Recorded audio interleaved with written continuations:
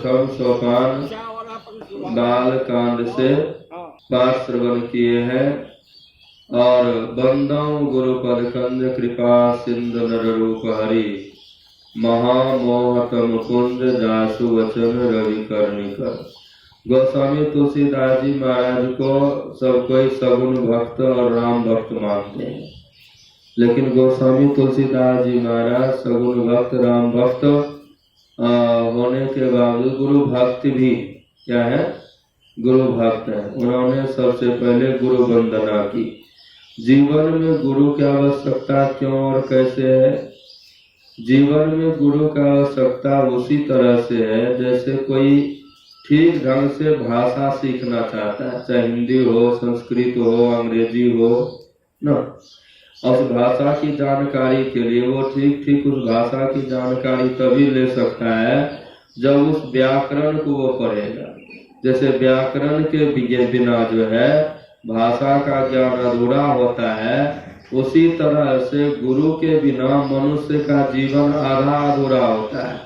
इसीलिए संतों ने कहा जब तक कि मनुष्य जीवन में गुरु नहीं तब तक मनुष्य का जीवन शुरू नहीं। और गुरु ज्ञान को कहते हैं। किसको कहते हैं? ज्ञान को कहते हैं। गुरु नाम है ज्ञान का, शिष्य सीख ले सोय, ज्ञान मर्याद जाने बिना गुरु और शिष्य न को।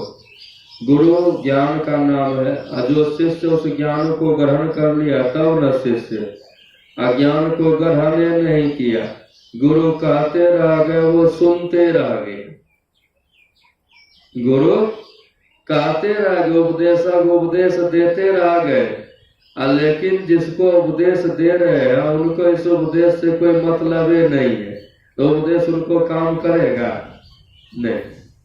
गुरु नाम है ज्ञान का, शिष्य सीख ले सोय, अज्ञान मर्याद जाने बिना गुरु और शिष्य न को।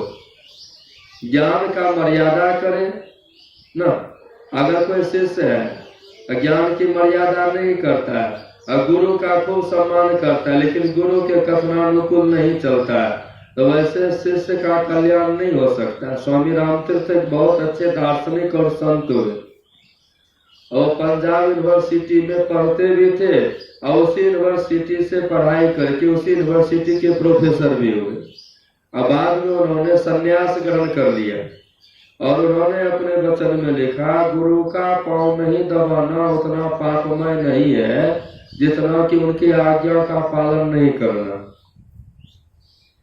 रोज हम गुरु की सेवा करते हैं, पैर हाथ दबा देते हैं, कपड़ा धो देते हैं, भोजन बना के ग्रहण करा देते हैं, खिला पिला देते हैं, बिछावन लगा देते हैं, आदि आदि बाहरी सेवा खूब करते हैं, लेकिन गुरु ने जो आज्ञा दी है उस आज्ञा के अनुकूल अगर जीवन को नहीं चलाते हैं तो शिष्य का भला नहीं हो सकता, कल्याण नहीं हो पाएगा। जितना कल्याण भला होना चाहिए उतना नहीं हो सकता। अगर गुरु के आज्ञा के अनुकूल चलते हैं, बाहरी और आंतरिक दोनों तरह की सेवा करते हैं, तो गुरु कब किस कर्म से प्रसन्न हो जाएंगे ये कहा भी नहीं जा सकता। देखिए प्राचीन काल में पुराणों में कथा आती है अयोध्या ऋषि की। अयोध्या ऋषि के दो शिष्य हुए, एक अरुणी दूसरा उपमन्यु।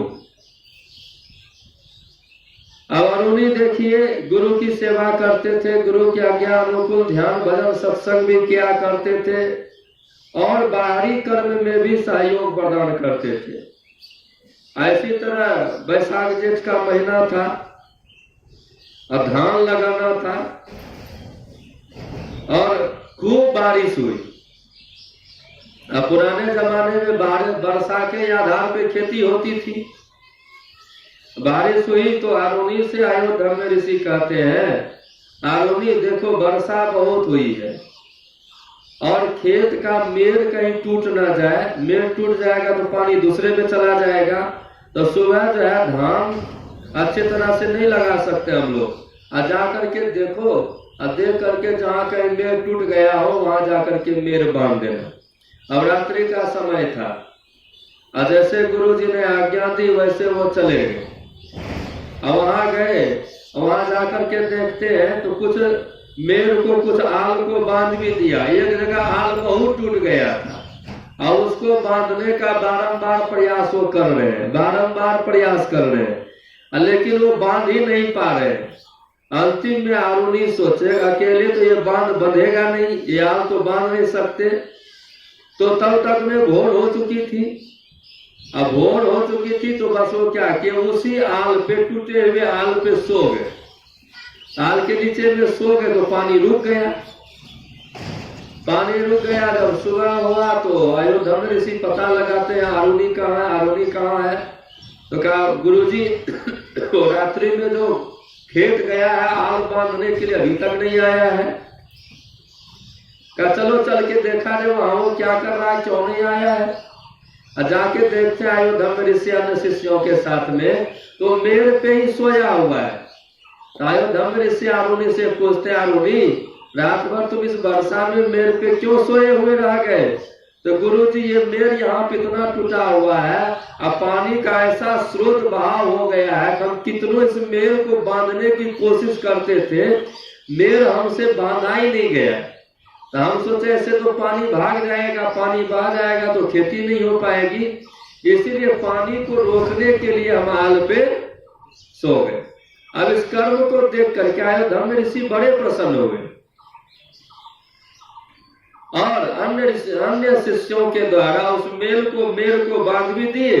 और जैसे मेर बांधी चली गई तो उठ करके आरुणि प्रणाम किए और आरुणि को आशीर्वाद दे दिए, जहां तुम्हें लौकिक पारलौकिक दोनों सुख की प्राप्ति हो जाएगी। आप देखिए अभी तक ध्यान भजन किए हैं लेकिन थोड़ा सा भी सुख शांति का एहसास नहीं हुआ, लेकिन गुरु सेवा में तल्लीन है, गुरु सेवा में तल्लीन है। एक लौकिक सेवा की, मेर नहीं बांध पाए अब मेर पे जाके लेट गए और गुरु महाराज प्रसन्न होकर के उनको आशीर्वाद दे दिए। और इसीलिए जन हर हमेशा गुरु की सेवा तन मन धन वचन कर्म से करनी चाहिए। बारहोपनिषद के ऋषि कहते हैं दुर्लभो विषय त्यागो दुर्लभम तत्व दर्शनम, दुर्लभा सहजावस्था सदगुरु करुणांग बिना। इसका अर्थ होता है सदगुरु कृपा के बिना विषय त्याग दुर्लभ है, सदगुरु कृपा के बिना तत्व दर्शन दुर्लभ है, सदगुरु कृपा के बिना सहज अवस्था दुर्लभ है। इसीलिए मनुष्य जीवन में सदगुरु की कृपा अवश्य होनी चाहिए। गुरु महाराज ने कहा सदगुरु कृपा ही प्राप्त हो, अप्राप्त क्या रहे। अब में ही गुरु की आस हो फिर त्रास क्या रहे। योग हृदय में वास हो भवपास तनवास क्या करे, सत सरल युक्ति पास हो और पास क्या। योग हृदय में वास होना चाहिए। योग हृदय में वास तभी होगा जब हम सच्चे संत गुरु से युक्ति जानेंगे। ये शरीर को दो भाग में बांटा गया है, आंख के नीचे को पिंड कहते हैं, आंख के ऊपर को ब्रह्मांड कहते हैं। दोनों आंखों के बीच में संधि स्थल है जहां माँ बहन बिंदी लगाती है, जहां पुरुष लोग तिलक लगाते हैं। तो ऐसे वहां फोड़ के देखेंगे तो नहीं पता लगेगा। वेद या गुप्त पाना किसी ग्रंथ से है वह संभव समझ लो किसी संत से। हम गए थे छपरा सत्संग करने के लिए, यही सब समय था। छपरा सत्संग करने के लिए गए, गायत्री परिवार के वहां के अध्यक्ष महोदय आए। वो हमसे कहते हैं कि बाबा हम भी ध्यान करते हैं, हम भी ध्यान करते हैं। हम उनसे पूछ दिए आप कौन सा ध्यान करते हैं। ध्यान भी कोई एक तरह का ध्यान होगा तब ना, आप कौन सा ध्यान करते हैं। कहता है वो कि जैसे आप लोग आंख बंद करके ध्यान करते हैं उसी तरह हम भी आंख बंद करके गायत्री माता का ध्यान करते हैं। हमके बहुत अच्छा है, लेकिन आंख बंद के गायत्री माता का जो ध्यान करते हैं वो कौन सा ध्यान हुआ, क्या ये हम कहाँ जानते हैं। हमके उसको जो है वेद में मानस ध्यान का क्या कहा, मानस ध्यान का। मानस ध्यान के द्वारा सगुण ध्यान के द्वारा आप रिद्धि सिद्धि को प्राप्त कर सकते हैं, लेकिन सगुण ज्ञान के द्वारा आपको आत्मज्ञान की प्राप्ति नहीं होगी। देखिए भगवान राम का सगुण ध्यान हनुमान जी ने किया, भगवान राम के वर्णात्मक नाम का जप हनुमान जी ने किया, हमेशा राम राम राम राम राम राम करते रहते थे ना। भगवान राम के सगुण रूप का ध्यान किया, अब भगवान राम के वर्णात्मक नाम का जप किया। वर्णात्मक नाम उसको कहते हैं जो अक्षरों के मेल से बना हुआ हो, जो अक्षरों के मेल से बना हुआ हो उसको वर्णात्मक नाम कहते हैं, और जो अक्षरों के मेल से नहीं बना हुआ हो उसको ध्वन्यात्मक नाम कहते हैं। जिसको सुन तो सकते हैं लेकिन लिख नहीं सकते, सुन सकते हैं लेकिन लिख नहीं सकते हैं, उसको ध्वन्यात्मक नाम कहते हैं। तो वर्णात्मक नाम का जप करने से, सगुण रूप का ध्यान करने से रिद्धि सिद्धि की प्राप्ति भले हो जाती है, लेकिन आत्मज्ञान ब्रह्म तत्व की प्राप्ति नहीं हो पाती। तो हनुमान जी बारंबार ये ध्यान करते थे, वर्णात्मक नाम का जप करते थे। तो एक बार भगवान राम हनुमान जी से कहते, हनुमान एक बात कहे तुमको। हनुमान जी कहते, कहिए भगवान प्रभु। तो तुमको जानकी ने ठग लिया। कैसे जानकी ने मैया ने ठग लिया? कहा तुमको जानकी ने क्या कहा, मैया ने तुमको बहुत कुछ दिया, हस्त सिद्ध नवनिधि के दाता, यशोवर दिन जानकी माता, रिद्धियां सिद्धियां प्रदान कर दी, अजर अमर गुण निधि सुत हो, आदि आदि आशीर्वाद भी दे दिया। तुम कभी बूढ़ा नहीं हो, कभी मरो नहीं, गुण के निधान हो, हमेशा रघुवा आप भगवान राम की सेवा करते रहो, ये सब आशीर्वाद दे दिया। का ये सब आशीर्वाद जो दे दिया आपने ले लिया, रिद्धियां सिद्धियां भी आपने ले लिया। आप जिस राम रूप की सेवा कर रहे हो, ये राम रूप सदा संसार में रहने वाला नहीं है। आप भले अजर अमर हो गए हो, लेकिन आप जिस राम का ध्यान कर रहे हो, वो राम का, जिस राम के रूप का ध्यान कर रहे हो, वो राम का रूप अजर अमर नहीं है। उनका वो रूप एक ना एक दिन छोड़ देंगे, फिर इसके बाद किसकी सेवा करोगे? कैसे मिलन होगा? कैसे गुरु शिष्य से क्या कहते हैं भक्त भगवान का भाव स्थापित होगा? तो सोचे क्या करें, तो जाके मैया से पूछो। हनुमान जी चले गए मैया जानकी के पास में। मैया जानकी से जैसे प्रश्न किया, मैया जानकी भी समझ गई कि भगवान जो है हनुमान जी को आत्मज्ञान का उपदेश देना चाहते हैं। किनका उपदेश देना चाहते हैं? आत्मज्ञान का, तत्व ज्ञान का उपदेश देना चाहते हैं। मैया जानकी कहती है, चलो बेटा हम भी तुम्हारे साथ जाते हैं और भगवान से ही प्रार्थना करते हैं कि वही हम लोगों को उपदेश करें। मैया जानकी के साथ हनुमान जी चले गए। आ गए, मैया जानकी भी नमन की भगवान को, हनुमान जी भी नमन किए भगवान को, सामने में बैठ गए और दोनों ने प्रार्थना की। तब भगवान श्री राम ने आत्मज्ञान तत्व ज्ञान का उपदेश किया, जिसको कि मुक्ति को उपनिषद कहते हैं। उस उपदेश का जो उपदेश जो किए, उस उपदेश का जो ग्रंथ बना, उसको मुक्ति को उपनिषद कहते हैं। और उस मुक्ति को उपनिषद में हनुमान जी से अंतर ध्यान की युक्ति बताई। कौन सी युक्ति बताई? अंतर ध्यान की युक्ति बताई। वो कहते हैं, बहु शास्त्र कथा कंथारो मथनेन वृथेव किम अन्वेष्टव्यम प्रयत्नेन मारुते ज्योति अंतरात्मन। हे हनुमान, बहुत से शास्त्र को कहने सुनने से उतना लाभ मिलने वाला नहीं है, इसलिए प्रयत्न पूर्वक होकर के, प्रयत्नवान होकर के आप अपने अंतर ज्योति की खोज करो। वेद भी क्या कहती है? तमसो मां ज्योतिर्गमय, अंधकार में पड़े हुए जीवो प्रकाश मंडल की खोज करो, प्रकाश में प्रवेश करो। और खोज का जरिया जो होता है मानस जप और मानस ध्यान से शुरू होता है। वेद भगवान भी क्या कहते हैं? मानस योग करो, ज्योति योग करो। अर्थात मानस जप और मानस ध्यान करो, उसके बाद बिंदु ध्यान करो। और जब तक कि बिंदु ध्यान नहीं करेंगे ना, तब तक ब्रह्म ज्योति की प्राप्ति नहीं होगी। बिंदु ध्यान के द्वारा ब्रह्म ज्योति की प्राप्ति होती है। तो बिंदु ध्यान के लायक हम तभी होंगे जब मनोयोग पूर्वक मानस जप और मानस ध्यान करेंगे और गुरु आज्ञा के अनुकूल चलेंगे तो गुरु महाराज का आशीर्वाद मिलेगा।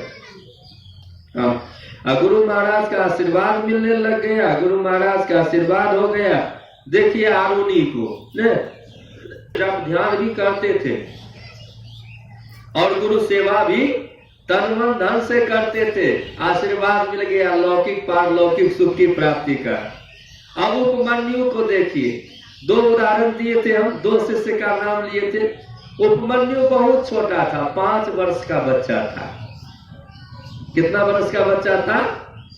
5 वर्ष का बच्चा था। पुराने जमाने में जब बच्चे 5 वर्ष के हो जाते थे तो उनका मुंडन संस्कार करा करके गुरुकुल में भेज दिया जाता था, साधु महात्मा के पास। अब पुराने जमाने में साधु महात्मा लोग बड़े ज्ञानी हुआ करते थे और गुरुकुल में आए हुए शिष्यों को वेद पुराण आदि आदि सदग्रंथ का अध्ययन करा करके उसको लौकिक और पारलौकिक अर्थात क्या कहते हैं, दोनों प्रकार की विद्या, ऐहिक और लौकिक, ऐहिक मन लौकिक और पारलौकिक दोनों प्रकार की विद्या प्रदान कर देते थे।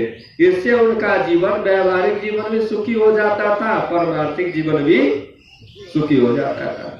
दोनों प्रकार की विद्या दान करते थे। तो उपमन्यु 5 वर्ष का बच्चा था, आ गया गुरु सेवा में। तो गुरुजी सोचने लगे इसको कौन सी सेवा दी जाए। सोचते सोचते सोचते सोचते अयोध्या में मुनि कहते हैं जाओ तुम गौ सेवा करो। क्या करो? गौ सेवा, गाय का पालन करो। जाओ तुमको हम गाय चराने में नियुक्त कर दिए। अब वो 5 वर्षीय बालक उपमन्यु रोज गाय चराने के लिए चले जाते थे। तो शुरू में तो आश्रम में भी भोजन कर लेते थे और गुरुजी कुछ दे भी देते थे खाने के लिए कि दोपहर में भूख लगेगा तो वहां पे खा लेगा। और कुछ दिन के बाद जैसे जैसे समय बढ़ता गया तो बच्चे की आयु भी बढ़ती गई, बड़ा होता गया। कुछ दिन के बाद क्या किए, सुबह भोजन करता तो जरूर था लेकिन ले जाने के लिए कुछ देते नहीं थे। अब गाय चराते चराते जब भूख लग जाती थी तो बगल में जो गांव पड़ता था उस गांव में जाकर के भिक्षा मांग लेते थे। अब भिक्षा मांग करके भोजन भी कर लेते थे और बचा हुआ ला करके गुरुजी को सामने दे देते थे। तो कुछ दिन तक उनको भिक्षा मांग के खाने दिया, ला करके देने दिया।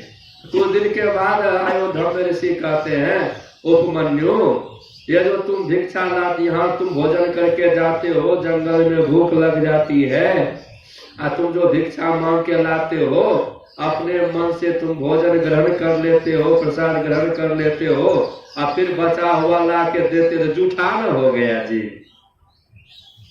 है। अब गुरु जी को पहले देना चाहिए कि बाद में देना चाहिए?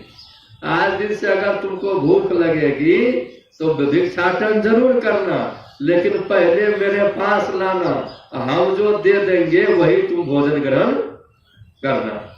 अब दूसरे दिन से वही करने लग गए। अब जाते थे गाय चराने के लिए, भूख लग जाती थी तो भूख लगने से पहले सवेरे गाय चराने के लिए जाते थे जंगल में, और जंगल में गाय को छोड़ देते थे, अपने चले जाते थे भिक्षाटन के लिए।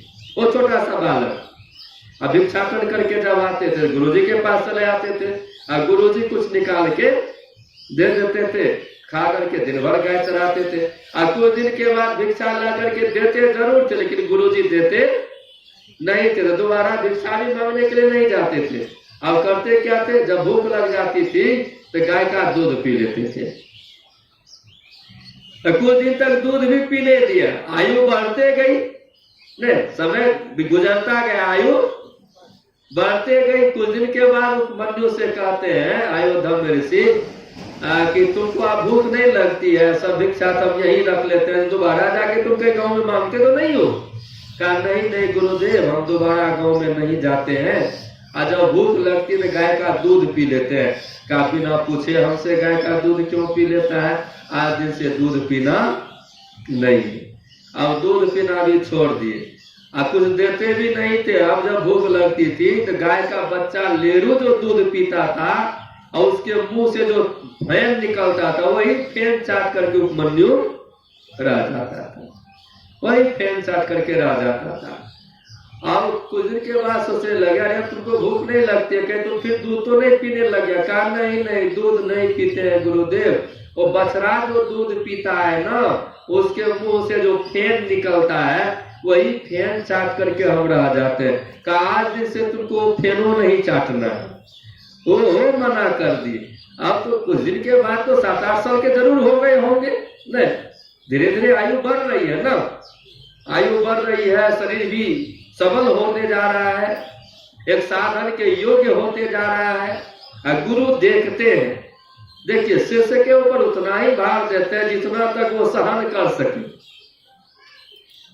और कुछ दिन के बाद क्या होता है कि जब कुछ नहीं देने लग गए, एक दिन वो भूख के मारे त्रसित होकर के रहा नहीं गए, इतना भूख लग गई कि रास्ते में वो आक का गाछ था, आक का पत्ता वो खा लिए। आक का पत्ता खाते ही आंख जो है अंधा हो गया, अंधे हो गए।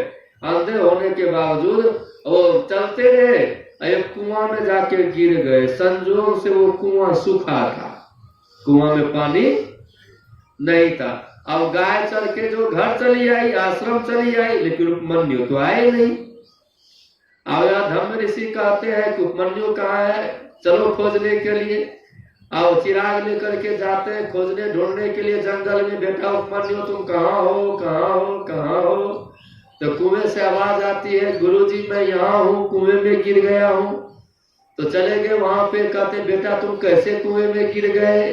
तो गुरुजी भूख इतनी लगी कि भूख हम बर्दाश्त नहीं कर पाए, और कौन सा पेड़ था हमको पता नहीं लगा, उस पेड़ का पत्ता खाते ही जो है ना हमारे आंख की रोशनी जाती रही। इतना बात कर ही रहे हैं कि अश्वनी कुमार कुआ लेकर चले आए। अश्वनी कुमार आके कहते हैं उपमन्यु देखो हम अश्वनी कुमार है, देवताओं के वैद्य हैं, और तुम्हारे लिए हम पुआ लेकर के आए हैं, पुआ खा लो तुमको आंख हो जाएगा। तो उपमन्यु कहते हैं अभी गुरुजी का आदेश नहीं हुआ है भोजन करने का, जब तक कि गुरु आज्ञा नहीं होगी तब तक हम आपका दिया हुआ पुआ न तो ले सकते न खा सकते।